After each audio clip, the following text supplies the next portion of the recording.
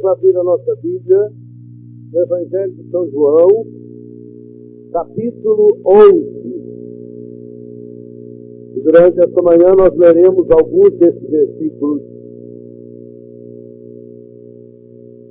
João, capítulo 11, é Novo Testamento, depois do Velho. Vem depois, né? Acharam aí? Alguns parece que não tem muita habilidade com a Bíblia, né? Também antes de vir para cá ficou brigando. Mãe, onde está a minha Bíblia? A última vez que eu voltei da Canção Nova eu deixei ela em cima. A ressurreição de Lázaro. Eu não dormi aqui na Canção Nova. Eu não conversei com a Luzia hoje de manhã. E tem escrito o resumo do que eu vou falar. Porque senão vocês vão achar que a gente combinou tudo. É impressionante. O que Deus fala, pede para eu falar para vocês, Ele coloca como essa palavra que foi lida e que foi rezada durante esse período maravilhoso. É desse mesmo. Desperta, ó tu que dormes. O capítulo 11 de São João, a ressurreição de Lázaro, é a maior narrativa de milagre em todo o Evangelho. E é muito interessante que o Evangelho de São João, o Evangelho mais teológico de todos, São João não escreveu o Evangelho para contar a história de Jesus, São João não se preocupou com fatos cronológicos, São João refletiu e meditou durante aproximadamente 60 anos, já que Jesus morreu no ano 30 e ele escreveu o Evangelho pelo ano 90. Ele ficou 60 anos meditando, rezando, assimilando, aprofundando e sintetizando o Evangelho. Por isso que São João faz um resumo de toda a história da salvação. O Evangelho de João começa em Gênesis capítulo 1. É a mesma palavra. No princípio era Deus. São João começa no princípio e o Verbo se fez homem e o Verbo habitou entre nós. Então nesse Evangelho teológico, nesse Evangelho pensado, refletido, cada sinal é um grande sinal. E além disso, cada sinal é um paradigma. O que significa paradigma? O que aconteceu com ele é para acontecer também conosco. Então é muito interessante que no Evangelho mais teológico de todos, a narrativa, a maior narrativa de um milagre na Bíblia, nos traga exatamente o lado humano e o lado divino de Deus.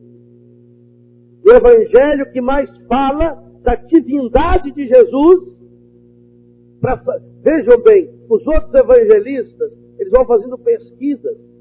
São Marcos, por exemplo, começa com o batismo de Jesus e conta dali para frente.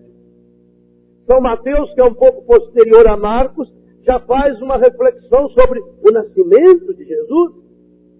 São Lucas, que é posterior ainda a São Mateus, ele volta já no anúncio do nascimento de Jesus, vai na genealogia de Jesus. São Mateus também tenta fazer essa genealogia. São João vai no princípio. Para ele, de fato, é por isso que ele vai escrever no Apocalipse, Jesus é o alfa e o ômega, o princípio e o fim. Então, cada sinal é absolutamente importante. Aqui nós temos a grande revelação de que Jesus é Deus. E ao mesmo tempo, concomitantemente, nós temos a grande revelação do coração humano de Jesus. Esse trecho belíssimo, que mereceria ser lido, meditado e aprofundado, inclusive depois. Aliás, vocês deveriam depois, como tarefa desse acampamento, aprofundar de modo especial o Evangelho de São João, capítulo 11, e Efésios, capítulo 5. Esse Deus que nos chama para a liberdade plena. Então vamos ler alguns trechinhos desse Evangelho. Lázaro caiu doente em Betânia, onde estavam Maria e sua irmã Marta. Maria era quem ungira o Senhor com óleo perfumado e lhe enxugara os pés com os seus cabelos. Lázaro, que estava enfermo, era seu irmão. Suas irmãs mandaram, pois, dizer a Jesus: Senhor, aquele que tu amas está enfermo. A estas palavras disse-lhe Jesus: esta enfermidade não causará morte, mas tem por finalidade a glória de Deus. Por ela será glorificado o Filho de Deus. Ora, Jesus amava Marta, Maria, sua irmã e Lázaro. Mas embora tivesse ouvido que ele estava enfermo, demorou-se ainda 2 dias no mesmo lugar. Depois disse a seus discípulos: voltemos para a Judéia. Mestre, responderam eles, há pouco os judeus te queriam apedrejar e voltas para lá? Jesus respondeu: não são 12 as horas do dia? Quem caminha de dia não tropeça, porque vê a luz deste mundo. Mas quem anda na noite tropeça, porque falta a luz.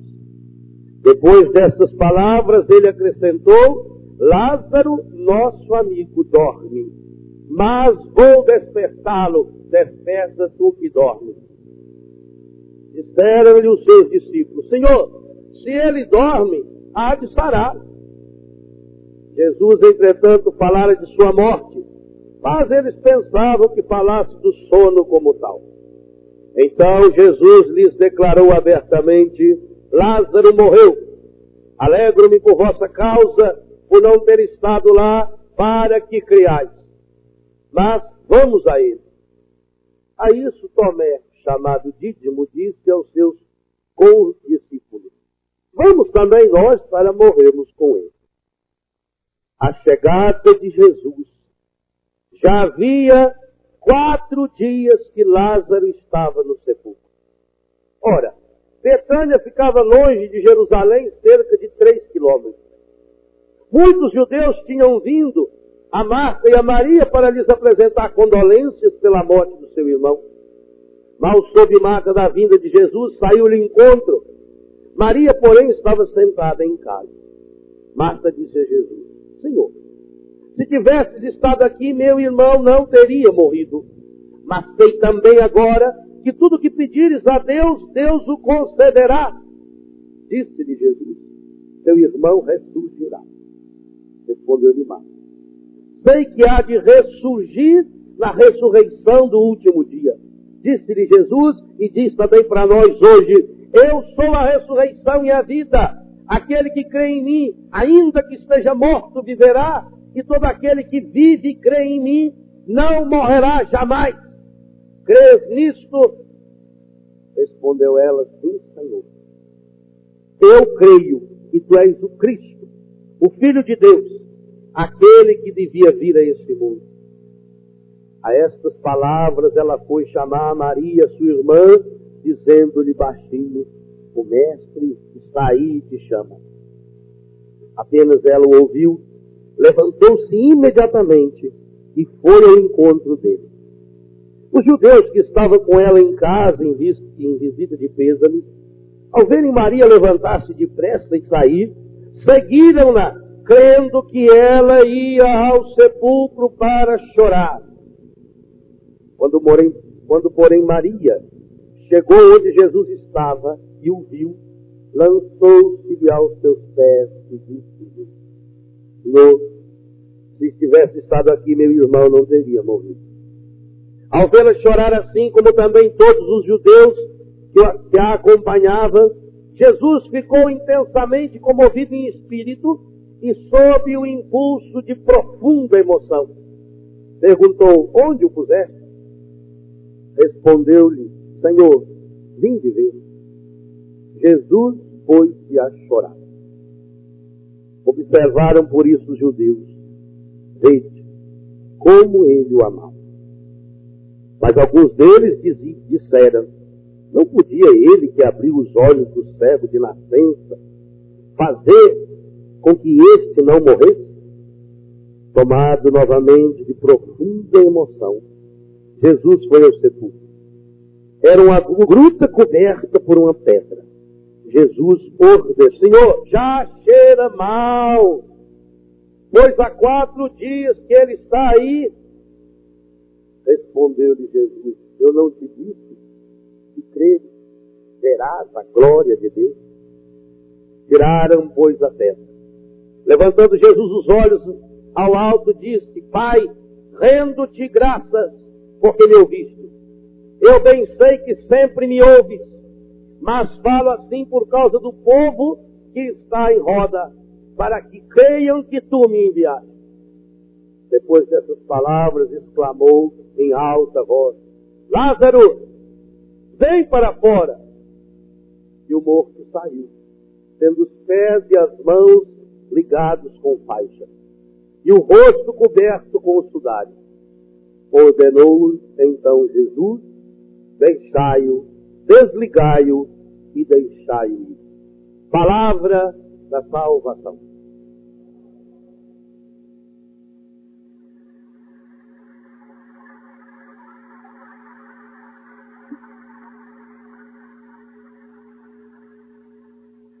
Eu já aprendi a bater palma.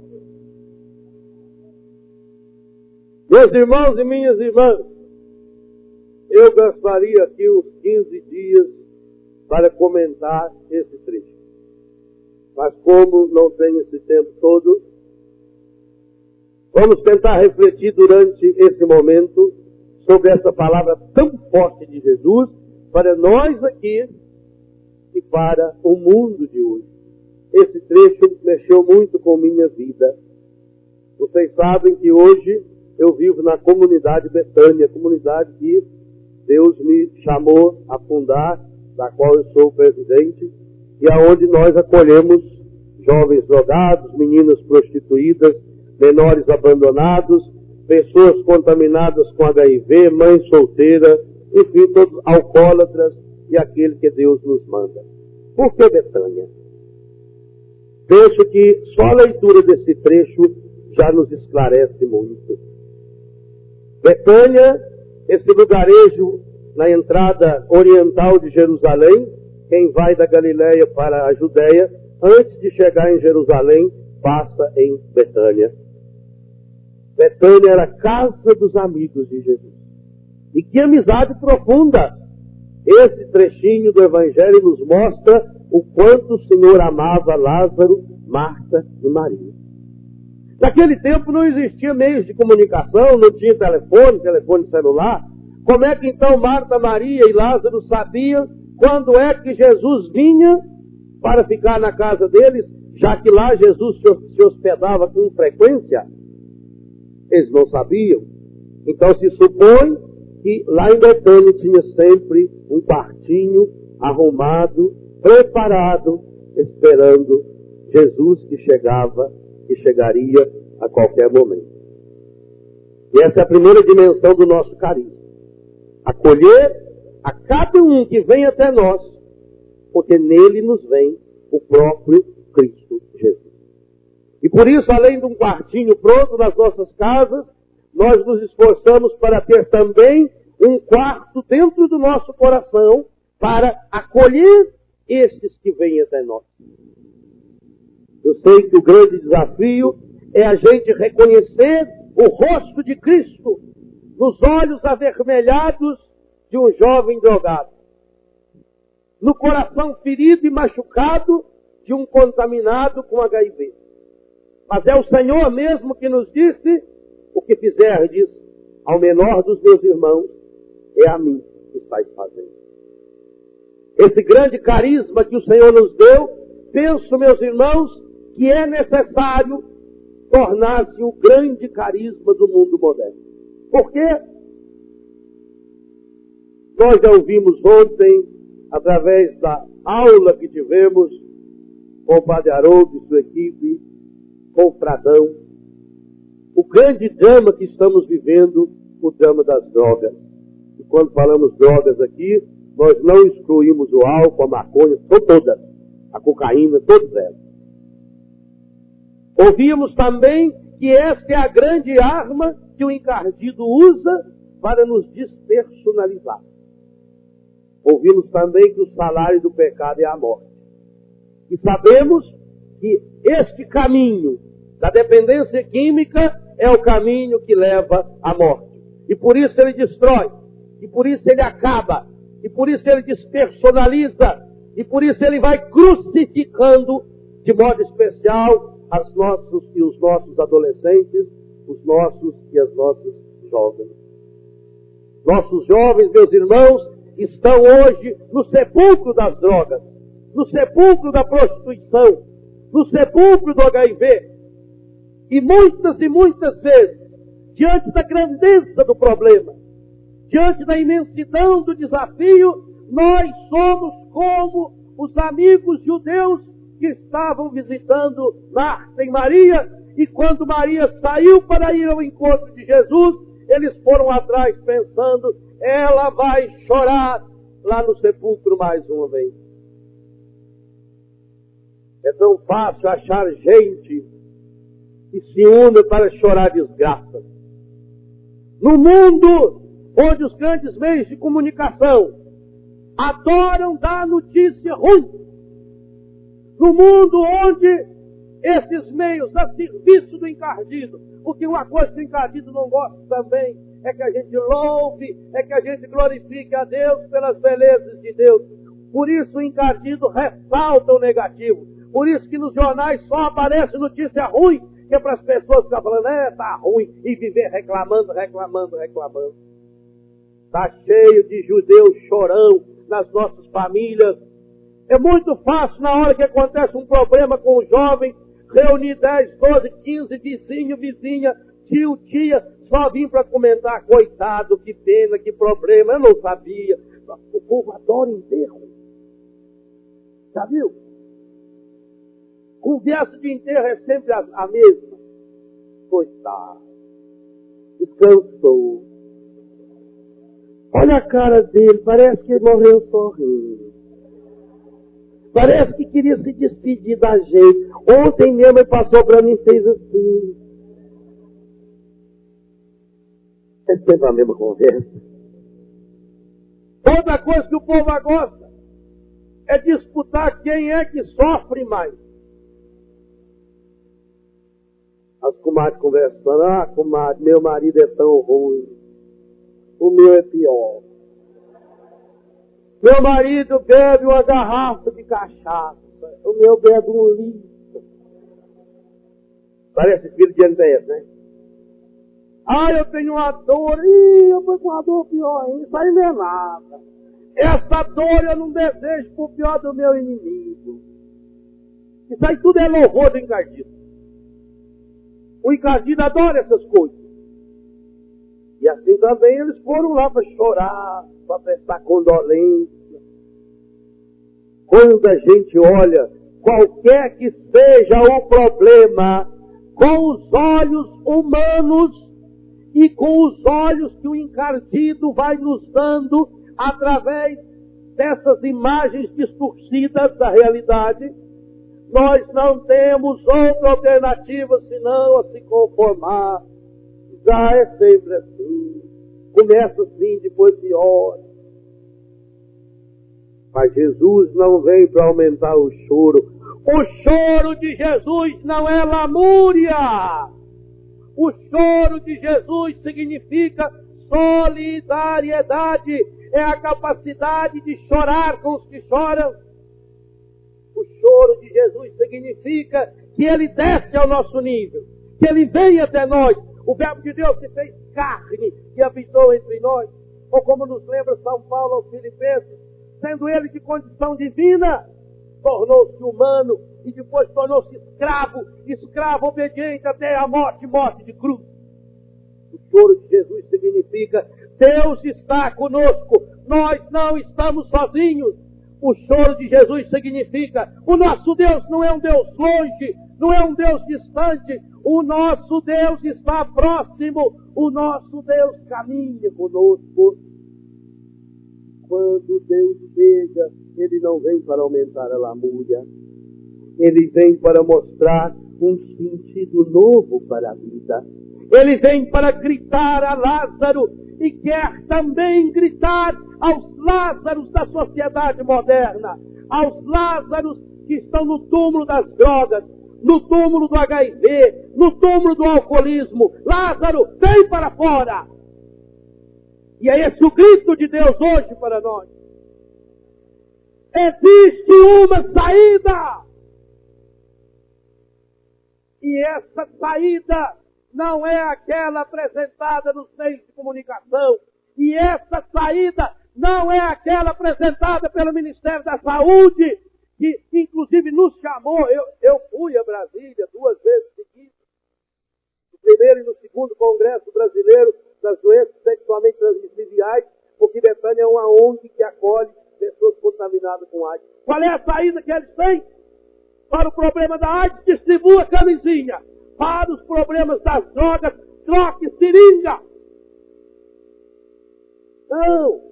Quando nós acreditamos, meus irmãos, e quando nós arregaçamos as mangas, e quando nós rompemos com o louvor ao encardido, que é a oração da lamúria, nós também tornamos-nos agentes dessa vida nova. Hoje Jesus nos diz: eu sou a ressurreição e a vida. Aquele que vive e crê em mim jamais morrerá. Hoje Jesus diz: eu sou a ressurreição e a vida. Não me interessa que você esteja contaminado com HIV. Não me interessa que você esteja paqueando cocaína na sua veia. Não me interessa que você está fumando 8, 10, 20, 30 pedras de crack numa semana. Eu sou a ressurreição e a vida. Se creres, verás a glória de Deus. E isso precisa ser dito para mãe, para pai, para essas famílias que estão perdidas, que estão entregando os pontos, que estão se decepcionando, que estão cruzando os braços numa grande oração de lamúria. Jesus diz: eu sou a ressurreição e a vida. Mas muitas e muitas vezes, sabem por que não acontecem milagres em nossa vida? Porque nós não temos coragem de fazer a nossa parte. Observem na Bíblia, o milagre nunca é uma ação só de Deus. Nunca. É ação humana. A encarnação do Verbo é divina. Mas foi preciso que Maria dissesse: eu topo. É Chantila Domini, eis aqui a serva do Senhor. Deus abriu o mar vermelho, mas foi preciso que Moisés entrasse na água. Vocês acham que Moisés ficou na praia rezando? Moisés era gago. O gago nervoso fica mais gago ainda. Ele olharia para trás e via aquele batalhão todo, aquele exército vindo a cavalo, e ele a pé, ele começava: Senhor, e morria tudo. Mas ele entrou no mar. E quando Deus viu ele entrando no mar, falou: ai meu Deus do céu, se eu não abro o mar, essa anta mata meu povo. O milagre é resposta. E aqui também Jesus gritou: Lázaro, vem para fora. Jesus, agora você pensa comigo. Jesus tinha o poder maravilhoso de fazer voltar à vida um morto. Ele não tinha poder de fazer esse morto atravessar no meio daquela pedra. Se ele ressuscitado não precisava de porta para entrar, ele atravessava a parede. E por que que ele diz para Marta, Maria e seus amigos: tirai a pedra? Jesus fez o milagre, mas quem tirou a pedra não foi ele. Marta se virou e falou: Senhor, mas não dá. Já está fedendo. Hoje pedia por causa do... Está vendo? Eu não tenho culpa, está aqui, ó. O pecado fede. Eu falo isso no meu livro Cure Seu Coração. Quem não lava o coração fede.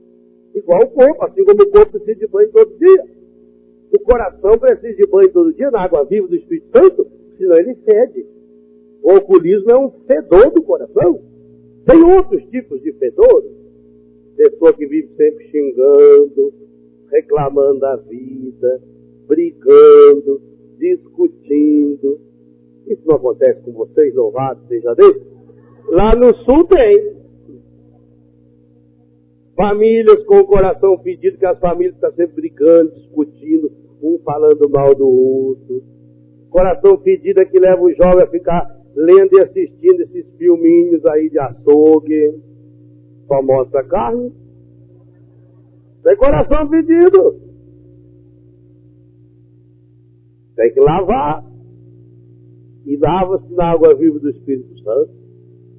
Então Maria e Marta virou e falou: Senhor, nós já está fedendo, Senhor. Não tem mais saída. O que nós vamos fazer, né, Padre? Tem que se conformar. É a vontade de Deus. Que vontade de Deus quer?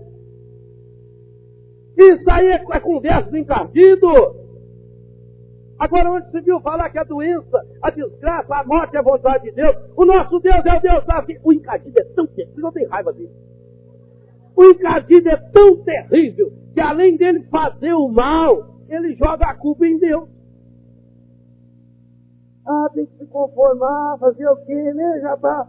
A Marta e a Maria estavam assim. Ah, Senhor, se o Senhor tivesse estado aqui, meu irmão não teria morrido, Senhor. Agora já está 4 dias, está fedendo, né? Acabou. Não tem mais saída. Existe saída. Agora, o milagre é a resposta de Deus. Quando nós temos a coragem de arregaçar as mangas e tirar as pedras.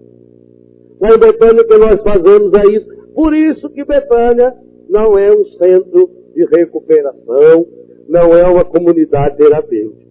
Betânia é uma casa de acolhimento. O nosso carisma é acolher. A recuperação que nós almejamos, ela é fruto do acolhimento. Você está pensando, eu vamos lá, amor.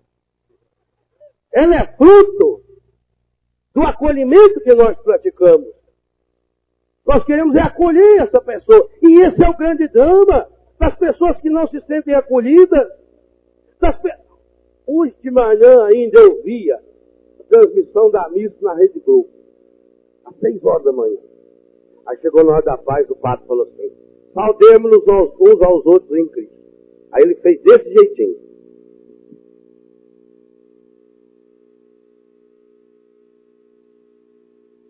Isso é paz? Está falando afasta de mim? Tem que dar um abraço apertado, sim. Né?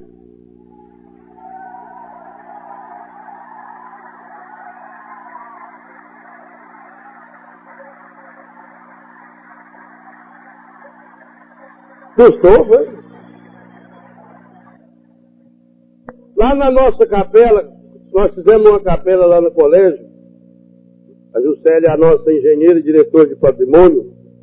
Ela está assistindo lá agora. Então nós pedimos: Juscelia, vamos fazer uma capela, mas ela tem que ser em formato de um abraço. E fizemos. Ficou linda. Porque no coração de Jesus, Deus abraça a humanidade. E aí, como a marca da nossa capela era o abraço era a marca da nossa celebração. Começávamos a missa sempre com um abraço. E também, na hora da paz, terminava com um abraço.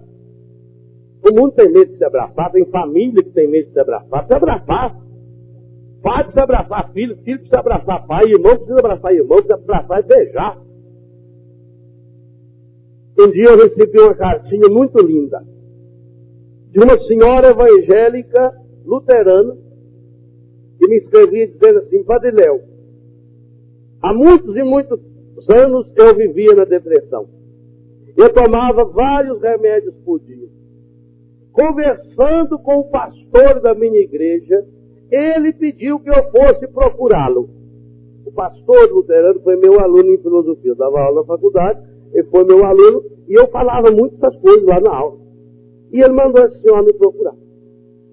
Aí ela disse: eu fiquei com vergonha de ir lá procurar o senhor, Então eu fui na sua missa, lá na capelinha. A segunda vez que eu fui na sua missa, o senhor me desculpe falar a verdade, padre. Eu não precisei nem conversar com o senhor para ser curada. Uma senhora negra, e eu sei até quem é ela, porque ela sempre estava lá, ia lá cedo na nossa missa. Ela me recebeu com um abraço tão apertado, tão maravilhoso, padre, que naquele abraço Deus mesmo me abraçou. E eu não precisei nem assistir o resto da missa. Eu fui embora, padre. Tanta era a minha felicidade e vontade de jogar no vaso sanitário todos aqueles remédios que eu tomava. Gente, nós precisamos ter a coragem de dar esse abraço, de acabar com essa frieza.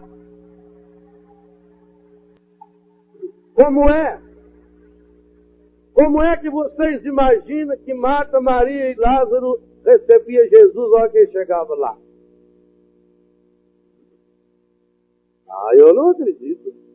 Maria gostava de juntar o pé dele, pois ela lavou o pé dele com beijo, com lágrimas e com perfume e secou com o cabelo. Que coisa maravilhosa, gente. Como o mundo hoje tem medo de se abraçar. O mundo hoje tem medo um do outro. E isso está acontecendo dentro de casa. Pais e filhos que não se abraçam. Pais e filhos que perderam o cheiro um do outro. Vocês sabem, na roça, quando nasce um bezerrinho novo, você tem que colocar ele para mamar, para a vaca soltar o leite. Se o bezerrinho morrer, a vaca para de dar leite. Então o que o papai fazia? Tirava o couro do bezerro, que morreu, prendia o cabeça da vaca assim num canzil, para não olhar para trás, né? Punha outro bezerro para mamar e punha o couro do filho, do bezerrinho morto, em cima daquele. A vaca sentia o cheiro do filho e soltava o leite. Nas famílias hoje está faltando o leite do amor, da alegria, da vida, por falta de cheiro do pai, cheiro da mãe, cheiro do abraço de pai e mãe, cheiro do amor de Deus. O nosso Deus nos chama a ter essa coragem do absurdo. Hoje Ele quer gritar: Lázaro, Lázara, vem para fora. Saia do túmulo da droga, do egoísmo, do túmulo da mentira, do túmulo do pecado. Mas Ele nos chama, cada um de nós, a sermos aqueles que vão tirar as pedras. E a segunda missão nossa, no finalzinho do Evangelho: desligai-o e deixai-o. Por isso a nossa casa é uma casa de acolhimento. Os três grandes motivos: a droga, qualquer droga afeta o físico, o psíquico e o espiritual. Os três motivos do nosso acolhimento: Marta, Maria e Lázaro. Em Marta nós descobrimos a importância de servir o Senhor. Em Marta nós descobrimos a dimensão do serviço. Lucas capítulo 10, Marta é aquela que servia o Senhor. Em Marta nós descobrimos a dimensão do trabalho na comunidade. É importante viver a dimensão do trabalho. O jovem aprende aí fora a doutrina da facilidade, do roubo. Para ter droga ele rouba, ele mata. Ele tem que descobrir pelo trabalho, transformar a terra. Essa raça de gente fraca que nós estamos criando hoje não pode. O ser humano nasceu para transformar o mundo. Não vos conformeis com este mundo. Romanos 12, versículo 1. Transformai-vos pela renovação da vossa mente, do vosso espírito, do vosso coração. Mas em Marta também nós descobrimos aquilo que Jesus disse a ela: Marta, Marta, tu te inquietas com tantas coisas. Em Marta nós descobrimos essa dimensão de buscar somente o necessário. Olhai as aves do céu, os lírios do campo. Por isso que o nosso recanto é hoje um mini zoológico. Nós temos mais de 500 animais, desde macaquinhos, criação de coelhos, galinha de raça, peixe, cabrito, enfim, macaco, tem tudo lá. Porque é muito importante esse contato com a natureza, com as flores, com as plantas. A hora que ele começa a cuidar de uma planta, de um passarinho, pouco a pouco ele começa a cuidar de si mesmo. Uma das características do jovem que se droga, ele começa a esquecer de se cuidar. Ele vende a roupa dele para poder comprar droga, ele já não faz mais a barba, ele não corta mais o cabelo, ele não escova mais o dente, por isso cai. Quando ele começa a se preocupar de novo consigo, a cuidar de si, quando a gente ama, é claro que a gente cuida. Então, se a gente ama, a gente cuida da gente. Né? A gente tem que acordar, a gente tem que estar bonito, a gente tem que estar alegre. Como lembra o Padre Jonas, o coração é da gente, a cara pertence aos outros. Então eu não posso ficar com essa cara feia. Então eu começar a cuidar de si e a cuidar do outro, nessa terapia do abraço, do carinho, da ternura. Com Maria nós descobrimos a dimensão da oração. Sentar aos pés do Mestre. Sem oração, sem a dimensão espiritual, o Fradão lembrou muito bem ontem aqui à tarde, não existe recuperação nenhuma. Na Itália, o governo criou uma clínica que é uma das melhores clínicas, Gemelli, eu acho. Gemelli, né? Uma das melhores clínicas de recuperação de drogados da Itália. Uma coisa de louco, com aparelhagens fabulosas, com tudo que precisava, tudo que a gente não tem. Porque Betânia não cobra um centavo. Além de não cobrar, se você for rico e puder pagar, você não pode pagar. Um dia chegou um homem lá, um doutor, falou para mim, Padre, o senhor fala quanto é? Eu posso pagar. Eu falei, o senhor não pode. Eu posso pagar, eu tenho muito dinheiro. Eu falei, o senhor não pode. O senhor sabe lá quanto custa o nosso amor, o nosso carinho, a nossa vida de oração, o que nós vamos dar para o seu filho? Dinheiro nenhum do mundo paga. Se pagar, seu filho não estava aqui. Não paga.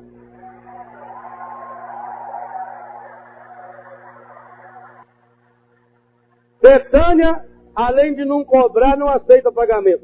Ah, você pode ajudar? Então vai lá no banco, como todos fazem, como muita gente pobre ajuda a manter a comunidade. Eu tenho um bando de gente pobre, gente desempregada, mas que tira 10% do que ganha e deposita na nossa conta.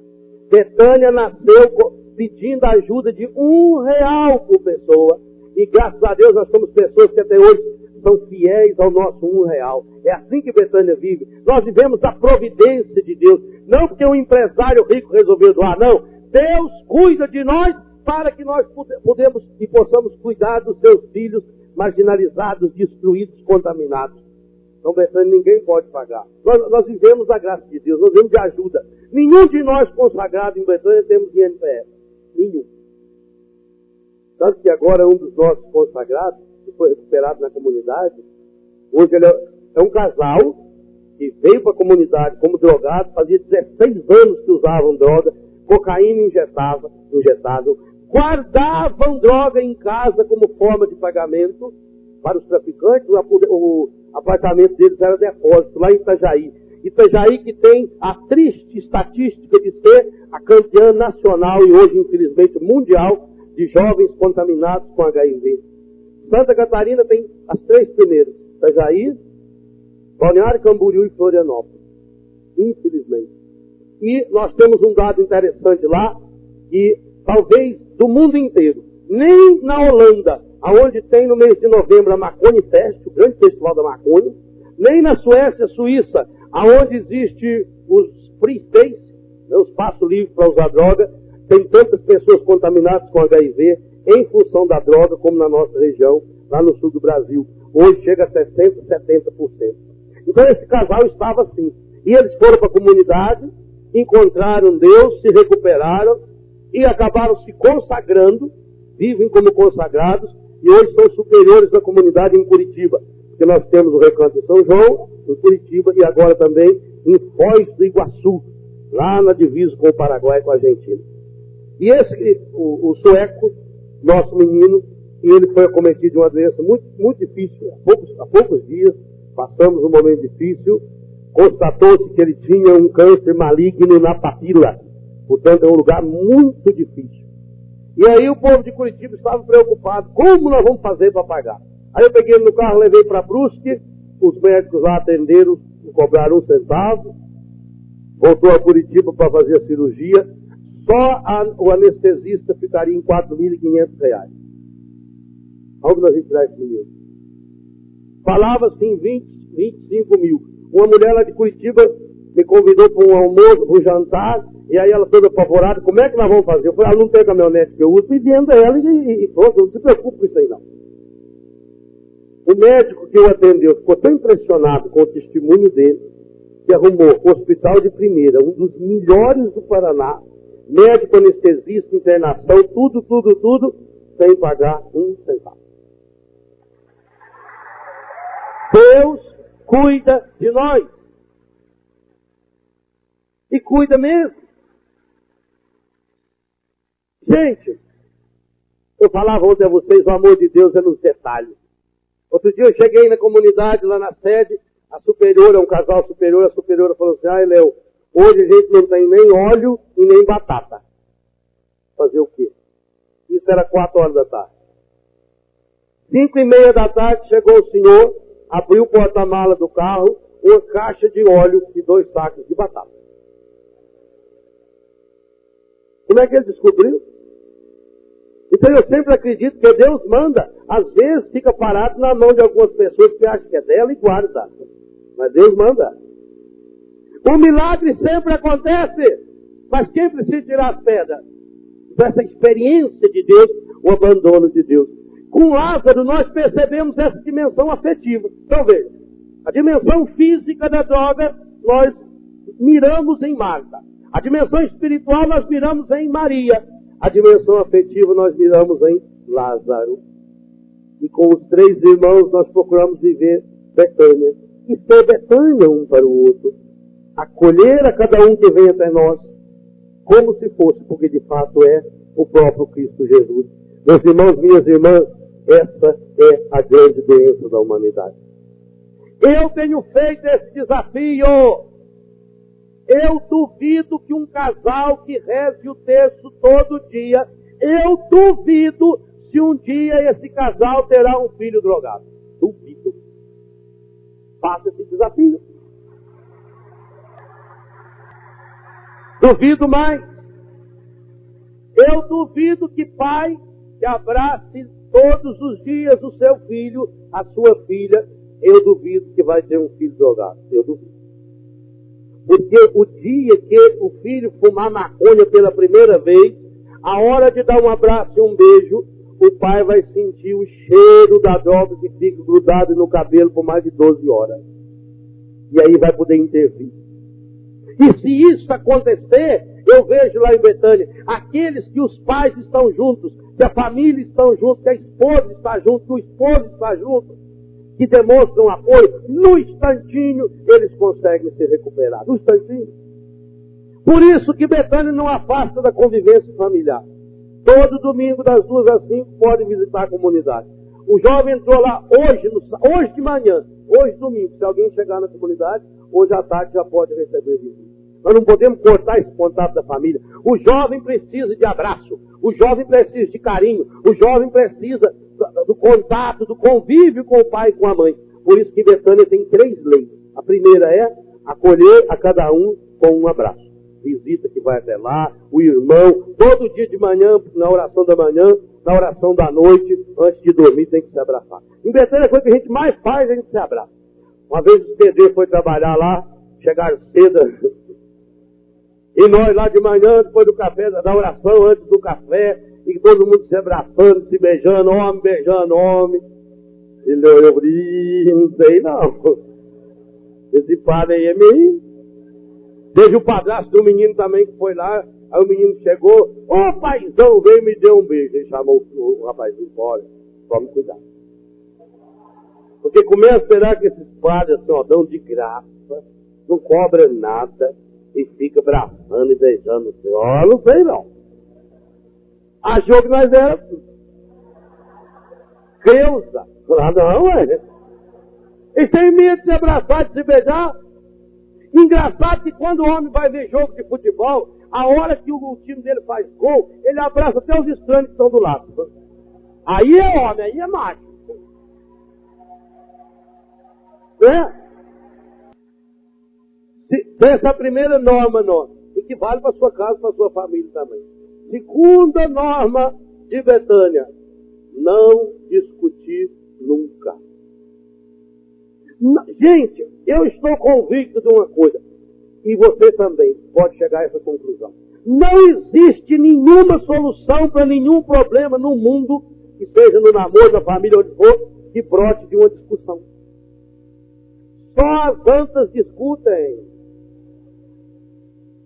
Quando há discussão, só existe derrotado, porque um quer ganhar. Marido e mulher, por que discute? Por bobagem. Meu pai e minha mãe vão fazer 48 anos de casado agora em outubro.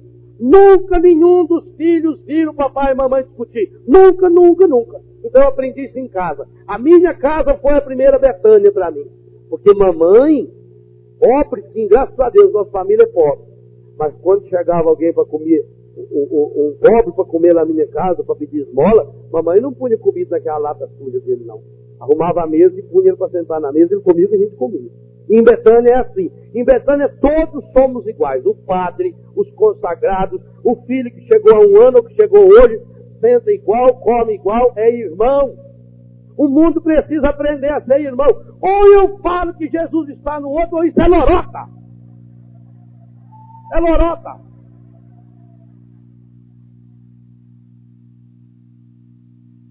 Essa pastoral do sorriso. Então a nossa terceira dimensão, acolher a cada um como se fosse o próprio Cristo.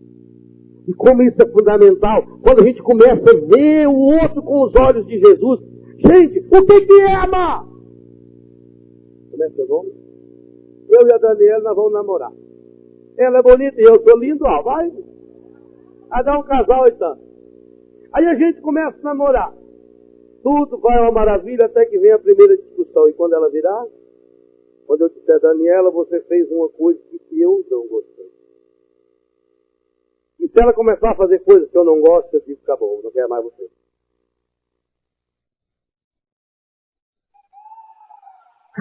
Acabou. Não é assim? Isso não é amar. Isso é gostar. Amar é a gente fazer vir à tona o melhor que o outro tem. Isso é amar. É fazer emergir a personalidade humana. O mundo só fala as coisas ruins que a gente tem. Ah, isso não precisa ninguém falar, isso eu já sei. Isso tem a confissão, vai lá, dobra o joelho, de punha na frente do padre, meu filho. Amar é eu fazer o melhor que o outro tem que estar escondido, ele tem que vir à tona. E não é isso que Jesus fazia. Quando as pessoas se encontravam com Jesus, elas descobriam o melhor. Zaqueu, por exemplo, aquele baixinho, safado, ladrão. Coitado do Zaqueu. Vocês já pararam para imaginar o Zaqueu? Como ele era quando ele era jovem? É daí que veio os traumas de Zaqueu. Zaqueu pequenininho, magrinho, sem. O tanto de apelido que ele tinha, coitadinho. Toquinho de marrabote. Estacionamento de sapo. E o judeu. Vamos mais para lá um pouco aí. E o judeu, para ele a figura mais importante, até hoje, é o homem. A mulher para o judeu não ser de segunda categoria. Tanto que o judeu reza todo dia até hoje. Eu te louvo, Javé, por ter nascido judeu. Eu te louvo por não ter nascido mulher. É assim até hoje. Então imagina um homem sem fraquinho daquele jeito. Zaqueu era cheio de trauma. Zaqueu nunca ia dar nada na vida. Então Zaqueu um dia pensou: se eu começar a roubar e ter dinheiro, eles vão gostar de mim por causa do meu dinheiro. E pensou, eu vou quebrar aquela árvore. A hora que ele passar aqui, eu vou subir ali, ficar ali perto da escada. A hora que o padre Jonas sair, eu tiro para da dele, né? Assim ele pensava com o Zaqueu. O Zaqueu pensou, ficou em cima da árvore, olhando. Aí Jesus chegou, pronto. Aí o resto da história vocês conhecem. Desce Zaqueu, ele não desceu, ele caiu. E aquele encontro maravilhoso. Jesus devolveu a Zaqueu o melhor que ele tinha. Aquela samaritana, uma cavalo de uma viúva, a mulher já tinha ficado viúva 5 vezes, ela arrumou marido, era bonito demais, velho. Tem umas aí que não arruma meio marido, agora a mulher arrumou 5, mas não era feliz. Jesus transforma essa mulher numa prostituída, numa evangelizadora. Quando a gente ama de fato, ajuda a transformar. Gente, o tema desse aprofundamento está sendo esse acampamento, é lindo demais. E precisa ser decorado, o amor vence. É isso que Jesus veio falar em Betânia.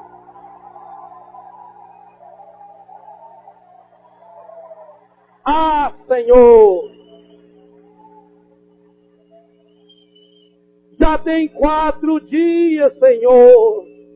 Ele já está fedendo, Senhor. E Jesus olha do amor. Quando tudo parece perdido, Jesus vem. Ele é a solução. Jesus é a solução de Deus para todos os problemas de todas as pessoas, de todos os tempos, porque Ele é o mesmo ontem, hoje e sempre. E Ele quer ter esse encontro com cada um. Betânia é um grande convite a cada um de nós. Um convite a acreditar na vida. Eu fico imaginando, hoje nós temos alguns jovens consagrados. Hoje nós temos alguns jovens que deixaram tudo e estão vivendo lá da providência de Deus, ajudando a acolher, ajudando a evangelizar, ajudando a anunciar Jesus. Eu fico imaginando um exército deles. Ah, meu Deus. Eu fico imaginando um exército de jovens que tenha coragem de sair desse acampamento dizendo: o amor vence. O amor vence o ódio, o amor vence a depressão, o amor vence as drogas, o amor vence a prostituição, o amor vence o homossexualismo. Não existe passado, mesmo quando tudo está perdido, mesmo quando o pecado já está fedendo. E talvez hoje você se sinta assim, aquele caixote que você se meteu, ele foi se transformando num sepulcro de pedra, de aço, e você não consegue deixar essas drogas, e você não consegue deixar o homossexualismo, e você não consegue deixar a prostituição. Hoje Jesus chega para você, grita, berra o seu nome, diz: venha para fora, venha para a vida.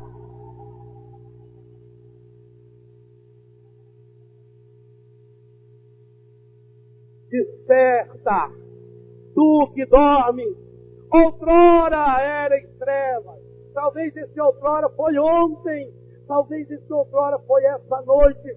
E você saiu escondido aí pelo meio do mato do acampamento para fumar o seu baseado. Talvez o outrora tenha sido essa noite que você, escondido na sua barraca, bebeu um golinho da bebida que você trouxe escondida.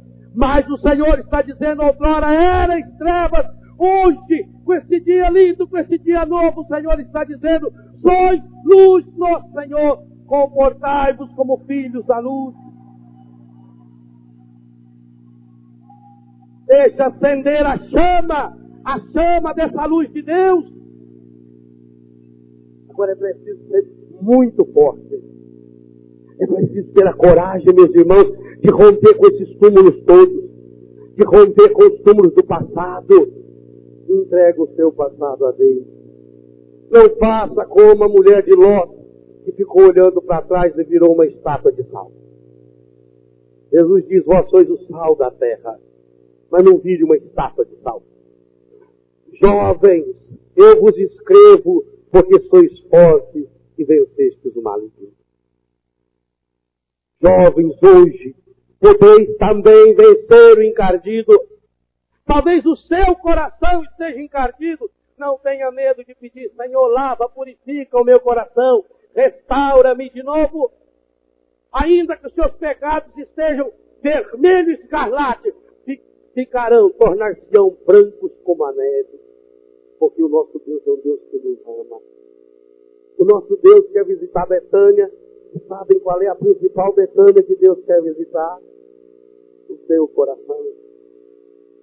Além de viver em Betânia e morar em Betânia, a nossa vocação é ser Betânia, ter um coração Betânia.